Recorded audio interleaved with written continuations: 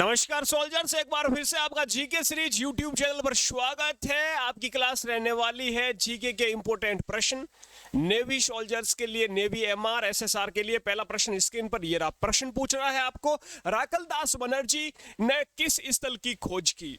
यानी सिंधु घाटी सभ्यता आपने पढ़ी होगी हिस्ट्री में, तो वहां पर आता है मोहनजोदड़ो, हड़प्पा, कालीबंगा, लोथल, धोलावीरा।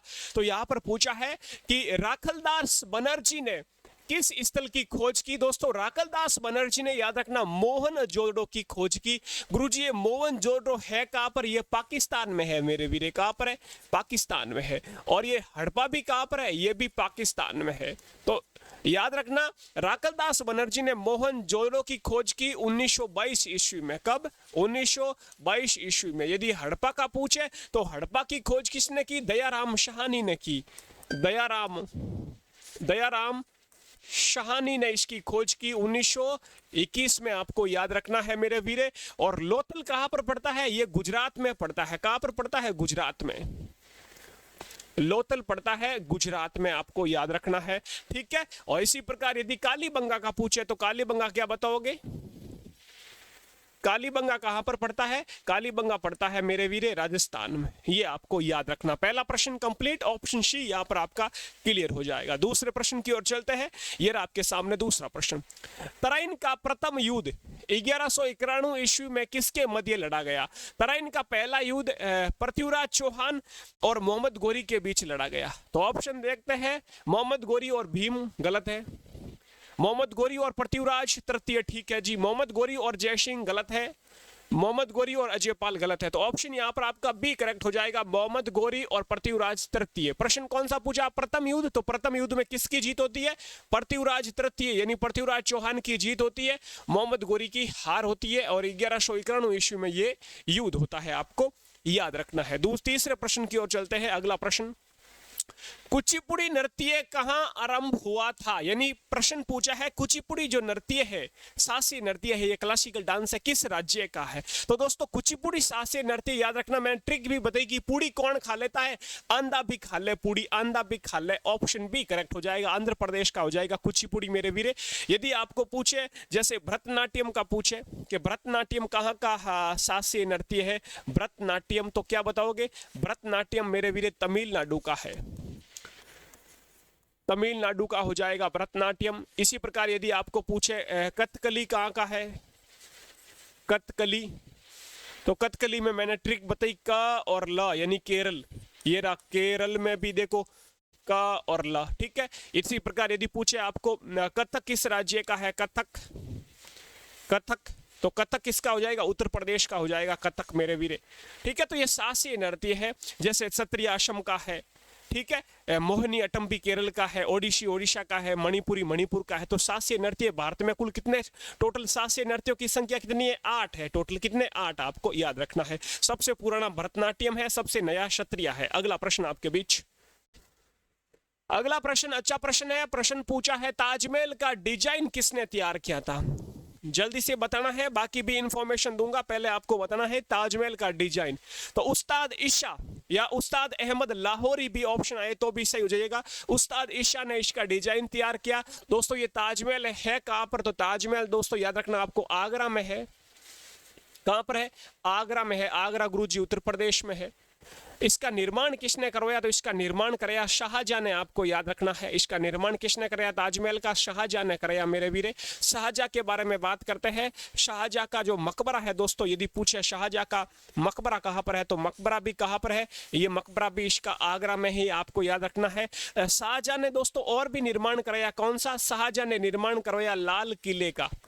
लाल किला का निर्माण करवाया कहां पर? दिल्ली में, आपको याद रखना है। ठीक है जी, नई दिल्ली में इसका निर्माण करवाया लाल किले का। किसने? शाहजहां ने। तो ये आपको साथ में इंफॉर्मेशन याद रखना। दोस्तों, ये जो ताजमहल है ना, इसे यूनेस्को सूची में भी शामिल किया गया। कब किया गया? 1983 में इसे यूनेस्को सूची में भी शामिल किया गया। अगला प्रश्न। अगला प्रश्न भी अच्छा प्रश्न है। प्रश्न पूछा है, जनसंख्या में प्रति 1000 पुरुषों पर महिलाओं की संख्या को क्या कहा जाता है? अच्छा प्रश्न है कि जनसंख्या में यदि 1000 पुरुषों पर महिलाओं की संख्या को क्या कहा जाता है, यानी पुरुषों पर महिलाओं की संख्या कितनी? 1000 पुरुषों पर महिलाओं की संख्या, तो भारत में 2011 की जनगणना के अनुसार 943 महिलाएं हैं। 1000 पुरुषों पर 943 है। अपन कह सकते हैं भारत का लिंगानुपात कितना है भाई लोग, 2011 की जनगणना के अनुसार भारत का लिंगानुपात, यानी ऑप्शन बी हो जाएगा। 1000 पुरुषों पर महिलाओं की संख्या को क्या कहते हैं, लिंगानुपात कहते हैं। भारत का लिंगानुपात कितना है, भारत का लिंगानुपात 943 है, आपको याद रखना है। कितना है, 943 है। 1000 पुरुषों पर महिलाओं की संख्या को लिंगानुपात कहते हैं। सबसे ज्यादा लिंगानुपात किस राज्य का है, याद रखना केरल का हो जाएगा। और सबसे कम किस राज्य का हो जाएगा, हरियाणा का लिंगानुपात सबसे कम हो जाएगा। क्लियर है, यहां तक दिमाग में छपा मेरे वीरे, बहुत ही शानदार, very good.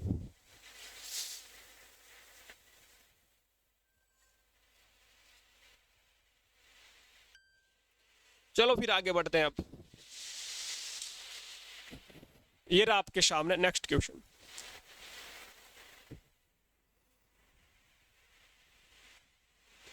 Waiting for A visa, पुस्तक लेखक से प्रश्न है।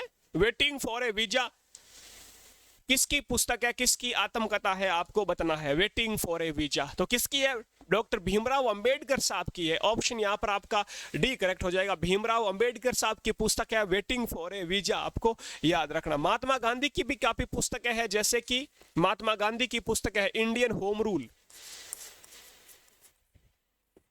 Indian home rule, Gokhale my political Guru, Gokhale my political गुरु, और की of health, my experiment with truth.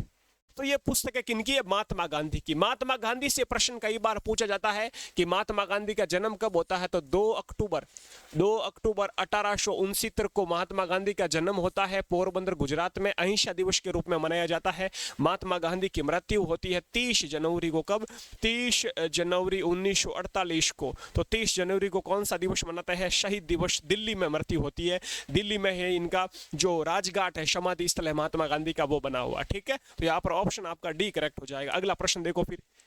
अच्छा प्रश्न है, भारत के पड़ोसी देश, प्रश्न भी अच्छा है। भारत के पड़ोसी देश भूटान की आपको राजधानी बताना है।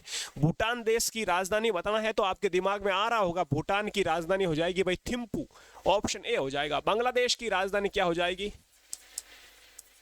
भारत का पड़ोसी देश बांग्लादेश, तो बांग्लादेश की राजधानी हो जाएगी ढाका। और बांग्लादेश की यदि आपको मुद्रा पूछे, करेंसी पूछे, मुद्रा, तो क्या बताओगे, इसकी मुद्रा हो जाएगी टक्का मेरे वीरे, आपको याद रखना है। ठीक है जी, अगले प्रश्न की ओर चलते हैं। ये आपके सामने नेक्स्ट क्वेश्चन। अंतरिक्ष क्या पूछा है, अंतरिक्ष का शहर के नाम से भारत के किस शहर को जाना जाता है, जल्दी से बताना है आपको। अंतरिक्ष का शहर किसे कहा जाता है, Indian city is now as the city of space, यानी बेंगलुरु को कहा जाता है, आप सबको पता है। सिलिकॉन चिप भी यहाँ पर है, सिलिकॉन वैली भी कहा जाता है भारत का, सिलिकॉन वैली बेंगलुरु को। बेंगलुरु में आपको पता है इसरो का मुख्यालय भी है, ISRO, Indian space research organisation, इसका मुख्यालय, इसका हेडक्वार्टर भी है, और इसे ही कहा जाता है अंतरिक्ष का शहर, आपको याद रखना है। अगला प्रश्न देखो फिर। भारत का प्रवेश द्वार के नाम से किसे न जाना जाता है। प्रवेश द्वार बोले तो मेरे वीरों, जहां से चाहे वायु मार्ग से हो या जल मार्ग से हो, सबसे व्यस्तम बंदरगाह भी मुंबई का है, और सबसे ज्यादा आयात निर्यात व्यापार का भी कहां से होता है, मुंबई से होता है। तो भारत का इसे प्रवेश द्वार कहा जाता है, याद रखना। ऑप्शन यहाँ पर आपका मुंबई हो जाएगा करेक्ट। कहां पर, ऑप्शन बी हो जाएगा। मुंबई को प्रवेश द्वार कहा जाता है। सबसे व्यस्तम जल मार्ग अपन कह सकते हैं, बंदरगाह है, जहाजें आती है वापस लोड होती है। तो प्रवेश द्वार किसे कहा गया, मुंबई को। मुंबई को ही दोस्तों भारत की आर्थिक राजधानी भी कहा जाता है, भारत की भारत की फाइनेंशियल कैपिटल भी कहा जाता है, भारत की आर्थिक राजधानी। आर्थिक राजधानी किसे कहा जाता है, मुंबई को ही कहा जाता है। दोस्तों इस मुंबई में ही क्या है, RBI, reserve bank of India, RBI का क्या है, मुख्यालय है। आरबीआई की स्थापना कब होती है, 1 अप्रैल 1935 को आरबीआई की स्थापना होती है। 1 अप्रैल 1935 को आपको याद रखना है। ठीक है जी। आरबीआई के वर्तमान गवर्नर कौन है, संजय मल्होत्रा है। कौन है भाई, आरबीआई के वर्तमान गवर्नर कौन है, याद रखना संजय मल्होत्रा है। पहले भारतीय गवर्नर कौन थे, सीडी देशमुख थे, आपको याद रखना है। अगला प्रश्न देखो फिर। मसालों का बगीचा किस शहर को कहा जाता है या किस राज्य को कहा जाता है, किसको मसालों का बगीचा के नाम से जाना जाता है। ऑप्शन आपके सामने है, जल्दी से बताइए इसका सही जवाब क्या होगा।